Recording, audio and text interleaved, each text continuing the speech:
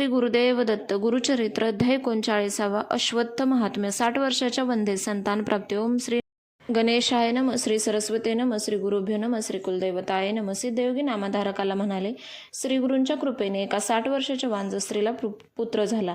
ती अद्भुत कथा एक. ती कथा अशी: सोमनाथ नावाचा एक शौनक गोत्री ब्राह्मण होता. त्याच्या पत्नीचे नाव गंगा. पतिपरायण असलेली ती स्त्री वेदशास्त्रानुसार आचरण करीत असे. ती 60 वर्षाची झाली तरी तिला मूलबाळ नव्हते. गाणगापुरातील सर्वजण वांझोटी म्हणून हिनवत. ती नित्यनियमाने श्रीगुरूंच्या दर्शनाला येत असे व निरांजनाने त्यांची आरती करीत असे. तिचा हा नेम कितीही दिवस चालू होता. तिच्या भक्तीने प्रसन्न झालेल्या श्रीगुरूंनी तिला विचारले, तू नित्यनियमाने माझी निरांजनाने आरती करतेस, तुझी इच्छा काय आहे? तुझी जी काही कामना असेल ती सांग. नारायणाच्या शंकराच्या मनात आले तर ते तुझी इच्छा नक्की पूर्ण करतील.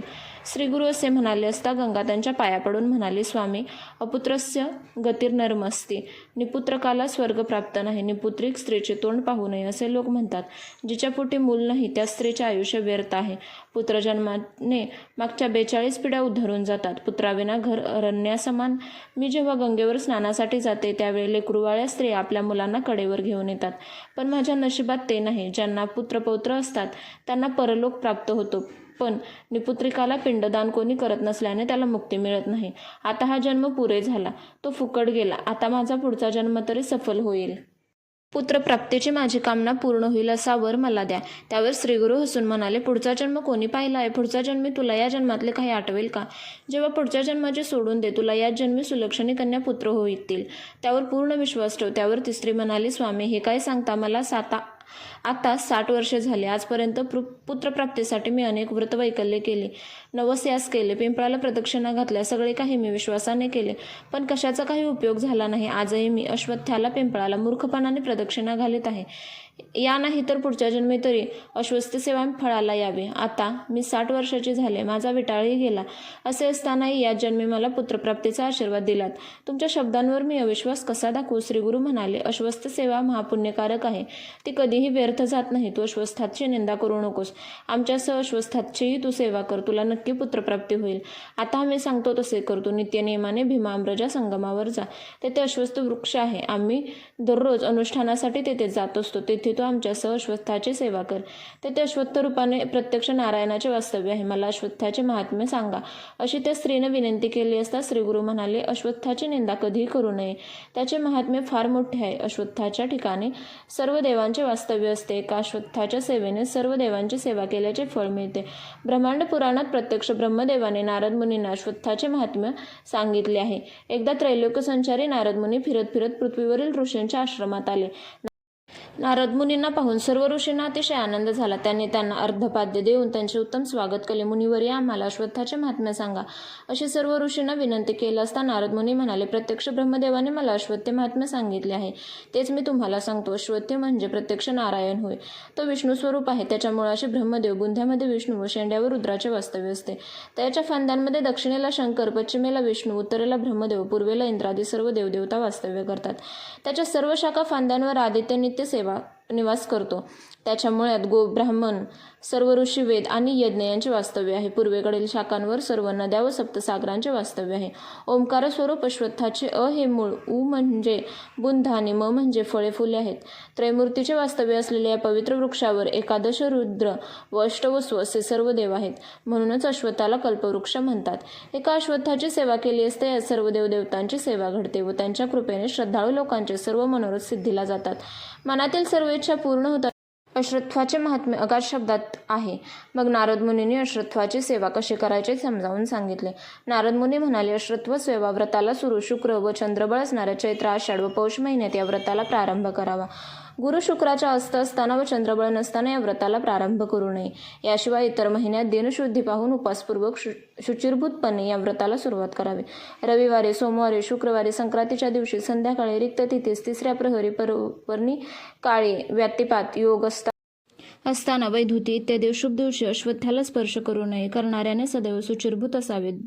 दुत्यकर्म, असत्य भाषण करू नये. परिनिदा, वाट टाळावा. प्रातकाळी सचैल स्नान करावे. श्वेतवस्त्र परिधान करावे. अश्वत्थाखालची जमीन गोमयाने सारवावे, त्यावर सुंदर रांगोळ्या काढाव्यात, त्या रांगोळ्यात कमळादी शुभाकृती काढाव्यात, शुद्ध जाळाने जलाने भरलेले 2 कलश त्या रांगोळ्यावर स्थापन करावे, त्या दोन्ही कलशात गंगा व यमुना या नद्या आहेत असा संकल्प करावा, त्या कलशांची गंधाक्षत पुष्पांनी करावे, पुण्यवाचन करून आपल्या इष्टकामनेचा उच्चार करावा, मग कलशाने पाणी आणून अश्वत्थाला 7 वेळा स्नान घालावे, मग पुन्हा स्नान करून अश्वत्थाची पुरुष सूक्त मंत्रांनी षोडोपचार यथासांग पूजा करावी, त्यावेळी लक्ष्मीसहित अष्टभुजा नारायणाचे ध्यान करावे, सर्व देवदेवांना आवाहन करावे, मग अश्वत्थ नारायणाला वस्त्राने किंवा तुटणे वेडे घालावेत, मग पुरुष सूक्त म्हणत मंद गतीने अश्वत्थाला प्रदक्षिणा घालाव्यात, यामुळे सर्व संकटे नाहीशी होऊन इष्टकामना पूर्ण होतात.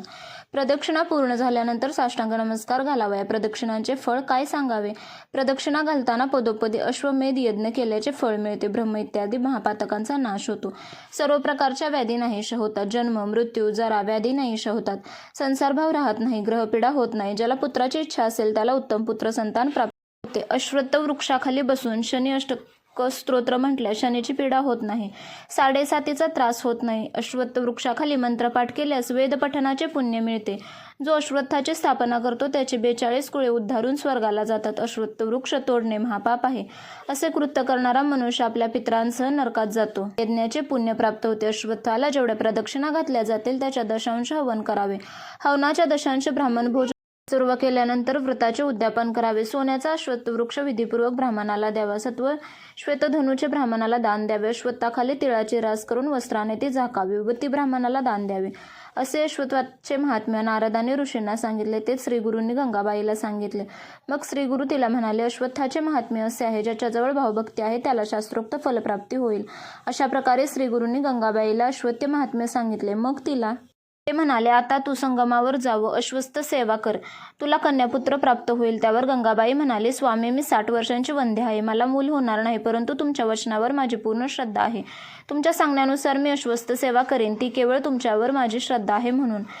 मग गंगाबाई श्रीगुरूंना वंदन करून भीमाम्रजा संगमावर गेली. तिथे शतकुल तीर्थात स्नान करून ती यथाविधी अश्वत्थ सेवा करू लागली. तिने अश्वत्थ सेवा सुरू केली. त्याच्या 3ऱ्या दिवशी रात्री तिच्या स्वप्नात एक ब्राह्मण आला. तो तिला म्हणाला, तुझी इच्छा पूर्ण झाली आहे असं समज. आता तू एक कर, तू गाणगापुरात जा. तेथे श्रीगुरू आहेत, त्यांना तू 7 प्रदक्षिणा घालून नमस्कार कर.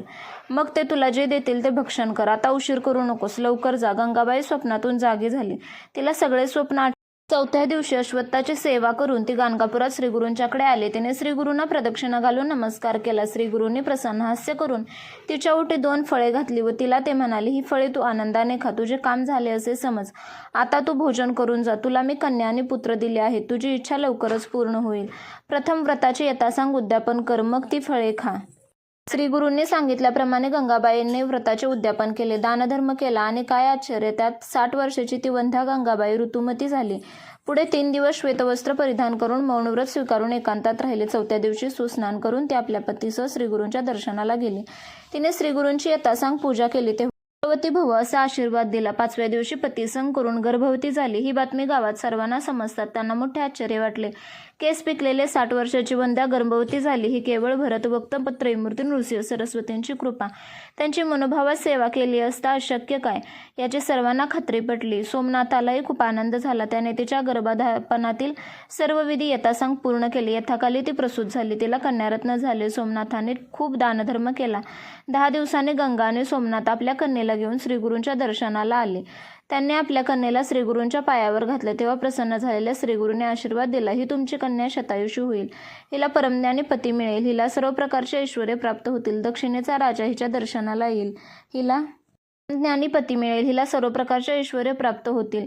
हिला पुत्रपौत्र प्राप्त होतील. श्रीगुरूंनी असा आशीर्वाद दिला असता गंगाबाई हात जोडून म्हणाली, स्वामी, तुमच्या कृपा आशीर्वादाने आता मला पुत्र व्हावा अशी इच्छा आहे. श्रीगुरू म्हणाले, तुला कसला पुत्र हवा आहे? परमज्ञानी असा हवा असेल तर तो अल्पायुषी 30 वर्ष जगेल. तुला दीर्घायुषी पुत्र हवा असेल तर तो मूर्ख असेल.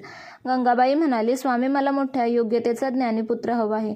त्याला 5 पुत्र व्हावेत. श्रीगुरूंनी तथास्तु असा तिला वर दिला. गंगा आणि सोमनाथ यांना अतिशय आनंद झाला. ते मोठ्या समाधानाने घरी परत गेली. पुढे यथावकाश सर्व काही तसेच घडले. गंगाबाईला ज्ञानीपुत्र झाला. कन्येचेही भविष्य खरे ठरले.